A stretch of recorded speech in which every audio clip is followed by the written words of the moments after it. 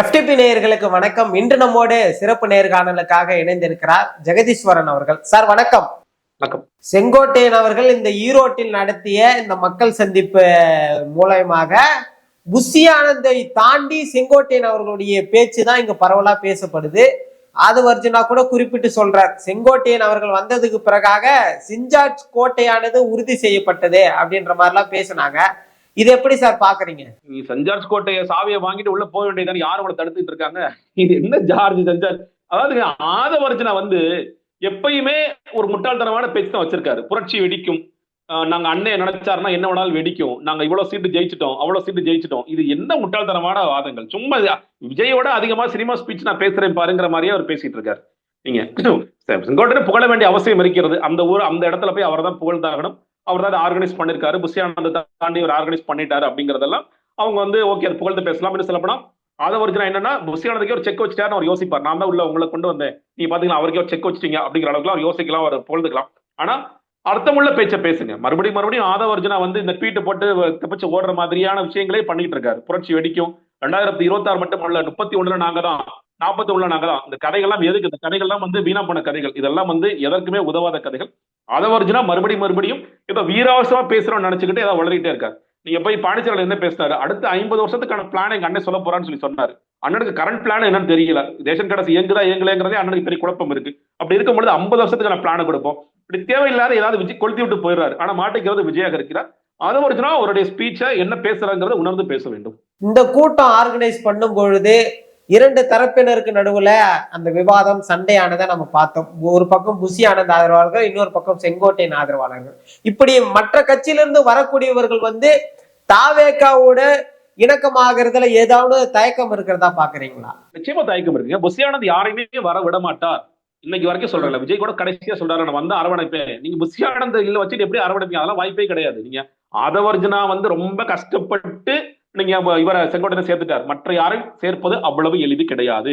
Bussy Anand எல்லாவற்றையும் எல்லோரையும் தடுப்பார். Bussy Anand, John வர்கீசாமி இந்த கூட்டணி என்பது வருகிறவர்களை அவமானப்படுத்தி அவர்களை வெளியே தள்ளுவதற்கு வேலைகளை முனைப்பாக செய்து கொண்டே இருக்கும்.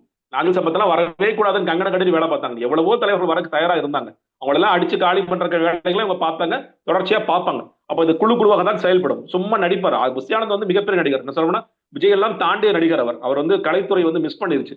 அவர் எந்த இடத்துல எப்படி நடிக்கணும் அப்படிங்கறதுல அவர் ரொம்ப தெளிவாக இருப்பார். யாரை எப்படி கங்கண கட்டி காலி பண்ணணுங்கிற தெளிவா இருப்பார்.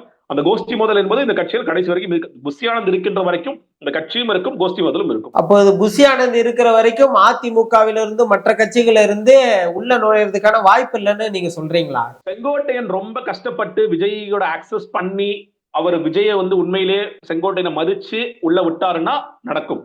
இல்ல மறுபடியும் செங்கோட்டையன் ஏதாவது பேச வந்தாருன்னா, இல்ல நீங்க புஷி அண்ணனை பாருங்க, நீங்க ஜான பாருங்கன்னு சொன்னாருன்னா அது நடக்காது. அதுதான் கட்சியில் அப்படிதான். ஆதவர்ஜுனா எவ்வளவு மாசமா ட்ரை பண்ணிட்டு தான் இருந்தாரு. எப்படியாவது பல பேர் உள்ள கொண்டு வரலாம். யாரை உள்ள கொண்டு வர முடிஞ்சது? யாருமே உள்ள கொண்டு வர முடியல. கடைசியாக ஒரு சினிமா நண்பர் மூலமாக தான் செங்கோட்டையனுக்கே உள்ள ஆக்சஸ் கிடைக்குது. அப்படிதான் அவங்க உள்ள வராது. ஆதவர்ஜுனா காரணம், பட் சினிமா நண்பர் மூலமாக கிடைக்குது. அதான் விஜய் புரிந்து கொண்ட பிறகுதான் இதை உள்ள விடுறாரு, பல பேர் உள்ள விடுவேன்னு சொல்றாரு. இதெல்லாம் விஜய் எப்பயோ பண்ணிருந்தாரா அவர் சொல்ற மாதிரி இன்னைக்கு உண்மையிலே களம் என்பது திமுக இருந்திருக்கும். அந்த களத்தை மிஸ் பண்ணிட்டாரு விஜய். ரொம்ப நாள் கழிச்சு ரொம்ப கடைசி நிமிஷத்துல எல்லாத்தையும் பார்த்தலாம். கடைசி நிமிஷத்துல பாத்தீங்கன்னா இதெல்லாம் பரீட்சையா கடைசி நிமிஷத்துல எழுதி பாஸ் பண்றதுக்கு இது கிடையாது. தேர்தல் அரசியல் களம். அரசியல் என்பது தொடர் செயல்பாடுகள் நிறைந்தவையாக இருக்க வேண்டும். அதையெல்லாம் விஜய்க்கு இன்றும் புரியவில்லை. அடுத்ததாக தாவேக்கா என்ன மாதிரியான நிலைப்பாடுகளை நோக்கி செல்ல போகுது என்ற ஒரு எதிர்பார்ப்பு இருந்துட்டு இருக்கக்கூடிய இந்த நிலையில விஜய் அவர்கள் இன்ப சுற்றுலா அதை நம்ம பேசக்கூடாதா என்று கேட்டால் ஒரு நடிகராக எங்கு வேண்டும் என்றாலும் சொல்லலாம். ஆனா இந்த தேர்தல் காலகட்டத்துல ஒரு நடிகையோடு செல்லக்கூடிய இந்த பெயர், இந்த சர்ச்சையெல்லாம் உருவாவது ஒரு தலைவருக்கு அவர் சாதகமா இருக்குமா? அது ஒரு நல்லதா பாக்குறீங்களா நீங்க? இல்லைங்க, நீங்க ஒரு பக்கம் இத பெண்கள் வாக்குகளை குறிவைக்கின்ற விஜய் அவர்கள் இது போன்ற செயல்களில் ஈடுபடுவது என்பது அந்த பெண்கள் வாக்குகளை குறைக்கக்கூடிய வாய்ப்பு இருக்கு. பெண்கள் நம்பினாங்கன்னா, அவங்க எவ்வளவு பேர் நம்புறாங்கிறது வேற விஷயம். இல்ல எங்க அண்ணன் ரொம்ப நல்லவர், தூய்மையானவர் அப்படின்னா பிரச்சனை இல்லை. இன்னொன்னு, நீங்க இதுல சிக்கல் கேட்டீங்கன்னா, எதற்கு நீங்கள் முக்கியத்துவம் கொடுக்குறீங்க அப்படிங்கறதுதான். உங்க கட்சியோட பொதுக்குழு கூட்டம், உங்க மாவட்ட நிர்வாகிகள், மாநில நிர்வாகிகள் உட்கார்ந்து இருக்காங்க. அதுல பல விஷயங்கள் பேச போறீங்க. கிட்டத்தட்ட 3 மணி நேரம் 4 மணி நேரம் கூட்டம் நடக்க போகுது. அந்த கூட்டத்திற்கு நான் போக மாட்டேன், எனக்கு வேற ப்ரையாரிட்டி இருக்கு அப்படின்னு சொன்னீங்கன்னா, அப்ப அரசியலில் நீங்கள் யார் என்ற கேள்வி எழும். எந்த கட்சி தலைவனும் தன்னுடைய சொந்த மாவட்ட செயலர்கள், மாநில செயலர்கள் பொதுக்குழு கூட்டத்துக்கு வராம இருப்பாங்கிறது ரொம்ப ஆச்சரியமான விஷயம். அந்த பொதுக்குழு கூட்டமா என்னவோ மாவட்ட செயலர், மாநில செயலர் வந்திருக்காங்க. அந்த கூட்டத்துக்கு தலைவனே வராத ஒரு நிலைமை என்பது எந்த கட்சிக்கும் நடக்காது. இது மறுபடியும் இல்ல தலைவனே இல்லாம நாங்கள் கட்சியை நடத்துவோம் அப்படின்னு சொன்னீங்கன்னா அதுக்கு தான் நான் சொல்றேன், இந்த கட்சியோட தலைவர் விஜய் கிடையாது. விஜய் எந்தெந்த நேரத்தில் எந்தெந்த ரோல் கொடுக்குறாங்களோ அதை நான் நடிச்சுட்டு போவேன் அப்படிங்கிற இடத்தில் மட்டும்தான் விஜய் கடைசி வரைக்கும் இருப்பார். அதை உடைக்க வேண்டும் என்று விஜய் நினைத்தால் எல்லா கட்சி கூட்டங்களிலும் கலந்து கொள்ள வேண்டும். முதலில் நீலாங்கரையில இருப்பேன், இல்ல வந்து நான் ஆபீஸ்ல இருப்பேன், பனையூர்ல வந்து உட்காருங்க. அதுதான் உங்களோட கட்சி அலுவலகம். கட்சி அலுவலகத்தை நீங்க உட்கார்ந்து நீங்கள் அந்த கையில கட்சி எடுத்தீங்கன்னா தான் நீங்க நினைக்கின்ற மாறுதல்கள் அடுத்த டேர்ம்ல நடக்கும். இந்த டேர்ம்ல எதுவுமே நடக்காது. 2031 உங்களுக்கு ஒரு நோக்கம் இருக்கு, ஒரு லாங் டேர்ம்ல அரசியல் பண்ண போறேன், பட் பண்ணுவாங்க எனக்கு பெரிய கேள்விதான். ஏன்னா தீவிரமாக அரசியல் செய்ய வேண்டிய நேரத்திலேயே அவர் வந்து வெளியே போயிட்டு இருக்காரு அப்படின்னு பார்க்கிறோம். அப்ப தேர்தல் முடிந்த பிறகு இந்த கட்சி இருக்குமா இருக்காதா, கட்சியோட செயல்பாடுகள் இருக்குமா இருக்காது பெரிய $1 மில்லியன் கொஸ்டின் தான். ஒருவேளை அவருக்கு அப்படி ஒரு ஆசை இருந்தால் அட்லீஸ்ட் இப்பயாவது தன் கட்சியை எப்படி கையில் எடுப்பது என்பதை விஜய் உணர வேண்டும். ஒருவேளை உணரவில்லை என்றால் நீங்க வந்து ஜூனுக்கு பிறகு அதை உணர்வார். உணர்ந்து 2 விஷயங்கள் செய்யலாம். ஒண்ணு, வேண்டாம் அரசியல் வேண்டாம்னு சொல்லிட்டு போகலாம். இல்ல நான் போட்டு பார்த்துறேன், நான் வந்து உள்ள நுழைஞ்சிட்டேன், நான் வந்து ஒரு 5 நிமிஷம் கடுமையா உழைக்கிறேன் அப்படின்னு எந்த வேணாலும் நடக்கலாம். இன்றைய சூழ்நிலையில தாவேக்காவிற்கு 28% வாக்கு இருப்பதாக ஆதவர்ஜுனா எல்லா இடத்துலயும் பேசிட்டு இருக்கிறாரு. களத்துல என்னவா இருக்குது, எப்படி பாக்குறீங்க? இன்னைக்கு ஒரு 4% ஏறி 32 ஆயிடுச்சு. இப்படிதான் வந்து ஜான் ஆர்கிசாமி சொல்லுவார், சார் இன்னைக்கு நீங்க ஸ்பீச் கொடுத்தீங்களா சார், பிளாஸ்ட் சார், இன்னைக்கு 32 ஆயிடுச்சு சார், 36 ஆயிடுச்சு சார், செங்கோட்டை வந்தனால 38 ஆயிடுச்சு சார், கதையை அள்ளி வீசுவாங்க. எப்படிங்க வரும் எனக்கு புரியவே இல்லை. நீங்க அதிமுக வரைக்கும் எனக்கு அந்த வாக்கு வங்கி கிடையாதுங்க. கட்டமைப்பு வச்சிருக்கிற அதிமுக வரைக்கும் எனக்கு இந்த வாக்கு வங்கி கிடையாது. திமுக தனிச்சுன்னா அந்த வாக்கு வங்கி இருக்கா இல்லையாங்கிறது நமக்கு தெரியாது. அப்படி இருக்கும்பொழுது சும்மா ஏதோ கதை விட்டுட்டு இருக்கிறதெல்லாம் வந்து நீங்க சொல்லிட்டே இருக்கலாம். அதிமுக இருந்து அவ்வளவு பேர் வர்றாங்க, நீங்க அதை சொல்றீங்க. ஆதவர்ஜுனோட ஒட்டுமொத்த ஸ்பீச்சை நீங்க போட்டீங்கன்னா ஆதவர்ஜுனா சொல்கின்ற பொய்கள் நீங்க புக்கியா எழுதலாம். அந்த அளவிற்கு ஜூன்ல இருந்து நாங்க பயங்கரமா பண்ணுவோம், எங்களை மாதிரி போராட்டம் பண்ணவே முடியாது, நாங்க இறங்குனா பயங்கரமா வெடிக்கும், இந்த மாதிரி எல்லாம் சும்மா டயலாகா பேசிட்டு தள்ளி இருப்பாரு தவிர ஆதவர்ஜுனாக்கு ரியாலிட்டி தெரியாது. அவர் சும்மா ஏதோ நான் அம்பேத்கர் படிச்சுட்டேன், பெரியாரை படிச்சுட்டேன், நான் வந்து பெரிய அறிவாளின்னு காண்பிக்க முற்படுகின்ற ஒரு நபரை தவிர அவர் அறிவாளி கிடையாது. அவரா சும்மா அடிச்சு விடுவார் 28%, 30%. அவர் தேர்தல் நடத்துல எக்ஸ்போஸ் ஆயிடும்ல, 8% 9% எக்ஸ்போஸ் ஆகும். அந்த நேரத்தில் நம்ம நிச்சயமா வந்து பேசுவோம். பாஜக முன்னாள் தலைவர் அண்ணாமலை அவர்கள் வந்து விஜய் வந்து ரொம்ப காட்டமா விமர்சிக்கிறாரு. திருப்பரங்குன்றத்துல உங்களுடைய ஸ்டாண்ட் என்ன, கம்முன்னு இருக்கீங்க, கும்முன்னு இருக்கீங்க, இப்படி உம்முன்னு இருந்தா என்ன அப்படின்ற மாதிரிலாம் கேட்கிறாரு. இது எப்படி புரிஞ்சிக்க முடியுது? இல்லைங்க, நியாயமான கேள்வி தானே, கண்டிப்பா கேட்கதான் செய்வாங்க. நீங்க ஏதாவது ஒரு ஸ்டாண்ட் எடுக்கன்னு தானே சொல்லுவாங்க. ஒண்ணு, நீங்க இல்ல திருப்பரங்குன்றத்துல பாஜக கலவரம் செய்ய முற்படுது, அந்த கலவரத்திற்கு நான் துணை போக மாட்டேன் அப்படின்னு சொல்லி பேசியிருக்கணும். இல்ல பாஜக செய்வதுதான் சரி, தீபத்தூண் தான் அது, எனக்கு நல்லா தெரியும், நானே பர்சனலா பார்த்திருக்கேன், நான் திருப்பரங்குன்றம் விஜய், நான் தீபத்தூணை ஏற்கிறேன், வாங்க ராமரவைக்கு ஒரு 2 பேர் சேர்ந்தே போய் விளக்கேற்றுவோம். ஏதாவது ஒரு பக்கம் நிக்கணும்ல, எந்த பக்கம் நிற்காம நான் வேடிக்கை பார்ப்பேன். ஆனா விஜய் உங்க பிரச்சனைக்கு பாண்டிச்சேரியில மட்டும் இல்ல தமிழ்நாட்டில் நிற்பான். இன்னைக்கு கூட பேசுறாரு, விஜய் உங்களுக்காக நிற்பான். அது உங்களுக்கு புரிஞ்சா போது. என்ன புரியுது? சும்மா கொள்கை எதிரி கொள்கை கை காமிச்சுட்டா போனாது, பத்தாது. நீங்க பேசணும். அண்ணாமலைக்கு கேட்கிற கேள்வி நியாயமானதான். நீங்க வந்து ஏதாவது சொல்லுங்க, ஒண்ணு இந்த பக்கம் நில்லு, அந்த பக்கம் நில்லு, சீமா சொல்ற மாதிரி ஏதாவது பக்கம் நில்லுங்க. ஸ்டாண்டே எடுக்காம நான் அரசியல் தலைவன் எப்படி நீங்க இந்த தமிழ்நாட்டில் இருக்க முடியுது? சின்ன சின்ன இயக்கங்கள் கூட ஸ்டாண்ட் எடுக்கிறாங்க. தமிழ்நாட்டுடைய அரசியல் தன்மை என்பது பெரிய பிரச்சனைகளுக்கு கூட சின்ன சின்ன இயக்கங்கள், குட்டி குட்டி கட்சிகள் கூட நிலைப்பாடு எடுப்பாங்க. அதனால அவங்களால சாதிக்க முடியுதா சாதிக்க முடியலங்கிறது வேறு. ஆனால் என்னுடைய அரசியல் நிலைப்பாடு என்னங்கிறத சொல்லிட்டே இருப்பாங்க. இது அந்த மாதிரியான ஊர். அந்த மாதிரியான ஊர்ல இவ்வளவு பெரிய பிரச்சனை நடக்குது, நான் வாய்மூடி மௌனமாக இருப்பேன்ங்கிறது விஜயால் மட்டும்தான் முடியும், தாவேக்கால் மட்டும்தான் முடியும். 2026 களத்துல இருக்கிறவங்களை மட்டும்தான் எதிர்ப்பேன் அப்படின்னு சொல்றாரு. அது திமுக எதிர்ப்ப முழுமையா காட்டுது. அப்ப இந்த இடத்துல எங்க கொள்கையே பேசுறாரு விஜய் அப்படின்ற ஒரு கேள்வி வருது இல்ல?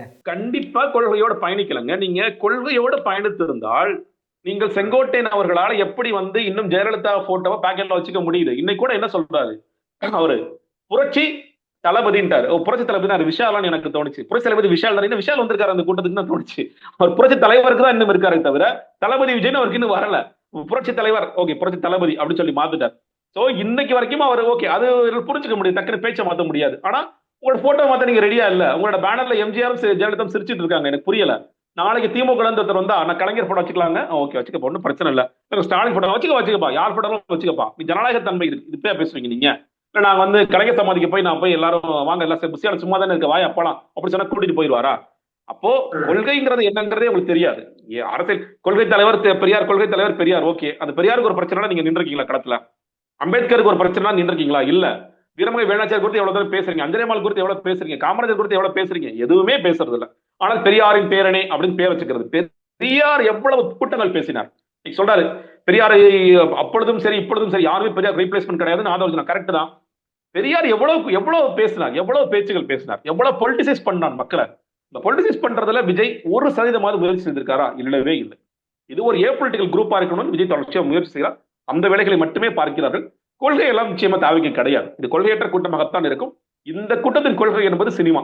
அந்த சினிமா வெற்றியும் பெறும். அந்த வெற்றினா சொல்றது ஒரு கணிசமான வாக்கு வங்கியை பெற்று தரும்.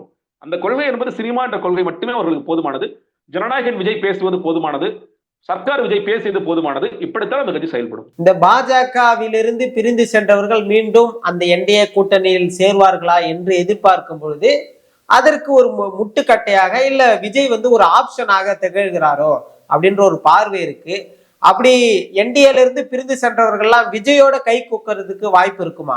இல்லங்க, நீங்க அதாவது பாமக அவங்க அப்பா பையனுக்கு சண்டை இருந்தாலும் அவர்கள் விஜயை நோக்கி போக மாட்டார்கள். ஒரு சிம்பிளான ரீசன், அவங்க கேட்கிற தொகையை விஜயால கொடுக்க முடியாது. அவர் கொடுப்பதற்கு தயாராக இருக்க மாட்டார். நீங்க அடுத்ததாக தேமுதிக போக மாட்டாங்க. தேமுதிகவுக்கும் அதே சிக்கல் இருக்கிறது. அதை தாண்டி விஜயை ஏற்றுக்கொண்டு விஜயகாந்தோட பையன் போவாரா? போக மாட்டார். அதுவும் அதற்கான வாய்ப்புகளும் இல்லை. அவர்களுக்கு பெட்டரான ஆப்ஷன்ங்கிறது என்டிஏக்குள்ள மறுபடியும் போறது, அதிமுக பாஜக அந்த அணியில சேர்வது. தினகரனுக்கு வர போக்கிடம் இல்லாமல் சுற்றி கொண்டிருக்கிறார். அவருக்கு என்ன பண்றான்னு தெரியல. பெரிய குழப்பத்தில் போய் மாட்டிக்கிறார். அண்ணாமலை தூண்டி விட்டாரு, போய் அவர் அவசரப்பட்டு வெளியே போயிட்டாரு. இன்னைக்கு என்ன பண்றான்னு தெரியல. அதனால தினகரன் அவர்கள் போகக்கூடிய வாய்ப்புகள் இருக்கின்றது. இன்னொரு ஆப்ஷன், செங்கோட்டையன் அவர்கள் சொல்வது தினகரனை நேரடியா நீங்க தாவேக்குள்ளே கட்சிக்குள்ள வந்திருக்க அவன் கலெக்ட் வந்திருக்குன்னு ஒரு ஆப்ஷனும் கொடுக்குறாரு. அது ஒர்க் அவுட் ஆகுமா? அதை விஜயோ ஜான் ஆரோக்கியசாமி ஆதவ அவர்கள் ஏற்றுக்கொள்வார்களா அப்படிங்கிற ஒரு கேள்வியும் இருக்கிறது. ஓபிஎஸ் அவர்கள் எனக்கு தெரிந்து விஜயோட போறதுக்கு பேசாம அறிவாலயத்துக்கே போயிடலாம், முன்னாடி நம்ம பேசணும், அந்த டீல ஒர்க் அவுட் பண்ணலாம்னு இருப்பாரு.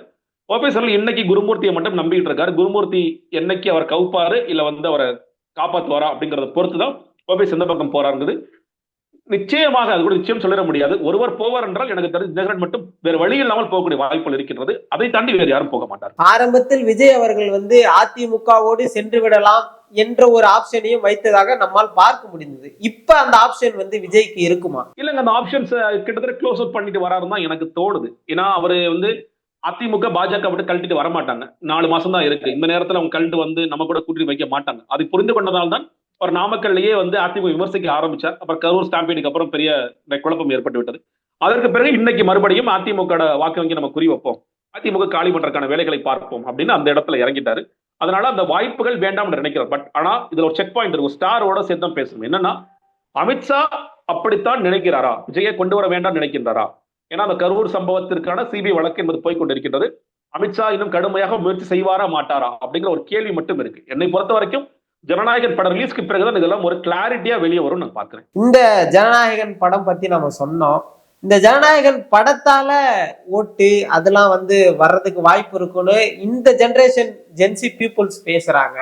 அது எதிரொலிக்குமா சார்? படம் ஓரளவுக்கு எதிரொலிக்குங்க. அது பகவந்த் கேசரியோடைய தழுவல் இல்ல பகவந்த் கேசரியோட ஸ்ட்ரைட் படம்னா இது பெண்களை, ஏன்னா இன்னைக்கு நம்ம பாக்குறோம் விஜய்க்கான அந்த பெண்கள் கூட்டம். நான் ரொம்ப பெரிய மறுபடியும் சொல்றேன், நான் பேசும்போது பொதுவா எடுத்துக்காதீங்க. ரொம்ப சின்ன பெர்சன்டேஜ் பெண்கள். அந்த பெண்கள் விஜயை பார்ப்பதே எங்களோட வாழ்நாள் சாதனை. நான் செத்தா விஜய்க்காக சாக ரெடியா இருக்கேன், எங்கேயோ போய் செத்தா என் பேர் கூட தெரியாது, ஆனா விஜய்க்காக செத்தா என் பேர் தெரியும்னு சொல்கின்ற, என்னோட பையன் செத்துட்டா பரவாயில்லங்க, விஜய்க்காக செத்துற என்ன தப்பு, என் குழந்தை செத்தா பரவாயில்ல அப்படிங்கிற ஒரு பெண்கள் கூட்டம் இருக்கத்தான் செய்கின்றது. அது ஒண்ணும் செய்ய முடியாது. அந்த பெண்கள் கூட்டத்தை கவரக்கூடிய பகவந்த் கேசரியாக இருந்தால் அந்த பெண்கள் கூட்டத்தை கவரக்கூடிய படம் தான் அது. இன்னும் விஜய் அது ரொம்ப பிளான் பண்ணி தான் பெண்களுக்கான படமா தான் அதை இறக்கியிருக்காரு நான் பார்க்கின்றேன். அது ஒரு சின்ன பெர்சன்டேஜ் கொடுக்கும், ரொம்ப பெரிய பெர்சன்டேஜ் சொல்லிட முடியாது. ஏற்கனவே இருக்கக்கூடிய பெண்கள் வாக்குகளை இன்னும் கொஞ்சம் ஷார்பன் பண்ணும், ரொம்ப இமோஷனலா அது மூவ் ஆவாங்க. அதனால அப்படியே கொண்டு போய் விஜய் ஓட்டும். இது சரியா தவறான்னு கேட்டீங்கன்னா என்ன பொறுத்த வரைக்கும் தவறு தான். சினிமா பார்த்து ஓட்டு போட்டு நாசமா போறீங்க அப்படிங்கறத நான் சொல்ல முடியும். பட் ஆனா அது அவர்கள் அப்படித்தான் செய்வார்கள் என்றால் ஜனநாயகத்தில் நம்ம என்ன பண்ண முடியும்? இல்லமா நீ ஓட்டு போடாதீங்கன்னு சொல்ல முடியாது. அது அவர்களுடைய விருப்பம். அது நடக்கக்கூடிய வாய்ப்புகள் இருக்கிறது. ரொம்ப பெரிய பெர்சன்டேஜ், ஒரு சின்ன பெர்சன்ட் பெண்கள் அதற்காக வாக்களிப்பார்கள், இளைஞர்களும் அதற்காக வாக்களிப்பார்கள். விஜய் அவர்கள் தொடர்ந்து தமிழகத்துல பெண்களுக்கு பாதுகாப்பு இல்லைன்னு சொல்றாங்க. ஆனா திமுகவுடைய பல திட்டங்கள் பெண்களின் நலனுக்காக தான் இருக்கு. இதை எப்படி ஓவர் கம் பண்ணி வருவாருன்னு நினைக்கிறீங்க? இல்லங்க, நீங்க சும்மா வாய் வார்த்தை தானே சொல்றாரு. ஆக்கப்பூர்வமா விஜய் என்னங்க சொல்றாரு? ஆக்கப்பூர்வமா பெண்கள் பாதுகாப்பை முன்னேற்றுவதற்கு நான் இந்த திட்டங்களை சொல்ல முடியுமா? என்ன செய்வாரு? என்ன சொல்லுவாரு? இதெல்லாம் சொன்னீங்கன்னா ஓகே பரவாயில்ல. எங்க அண்ணா, நீங்க சும்மா டயலாக் எழுதலாம், கடிதம் எழுதலாம், பெண் அண்ணா உங்களுக்கு அண்ணனாக, தம்பியாக, தோழனாக, தந்தையாக, கதையெல்லாம் ஓகே. கதை நல்லா இருக்குன்னா படம் மாதிரி ஒரு பாட்டு வேணா பேக்ரவுண்ட்ல போட்டுக்கலாம், ஒரு மியூசிக் ஒன்று போட்டு கொடுத்துருங்க, அதெல்லாம் ஓகே. ரியலா என்ன பண்ணுவீங்க நீங்க? உங்களோட தேர்தல் அறிக்கையில நீங்க சொல்லணும்ல, பெண்கள் பாதுகாப்புக்காக நான் செய்ய போகும் விஷயங்கள், பாலியல் குற்றங்கள் தடுப்பதற்கு நான் செய்ய போகும் விஷயங்கள், சட்டத்தில் இந்த மாதிரியான மாறுதல்கள், நீங்க பொது இடங்களில் பெண்களுக்கான இந்த பாதுகாப்பை முன்னேற்றுவதற்கான வழிகள், ஏதாவது சொல்லணும்ல.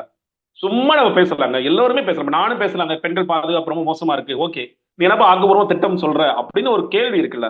அந்த கேள்விக்கு சாமானியனான நான் பதில் சொல்ல வேண்டிய அவசியம் எதுவே கிடையாது. ஆனா விஜய் போன்ற அரசியல் தலைவர் சொல்லித்தான் ஆக வேண்டும். அது சொல்லும் போது பாத்துக்கலாம் உண்மையிலே விஜய்க்கு அது தெரிஞ்சு பேசுறாரா, இல்ல சும்மா போற போக்குல நம்ம எல்லாரும் பேசுறோம் நம்மளும் பேசுவோம்னு சொல்லி பேசுறாங்கிறத பார்ப்போம். நிச்சயமா சார், பல்வேறு விஷயங்கள் பேசணும், தொடர்ந்து பேசுவோம் சார். நன்றி.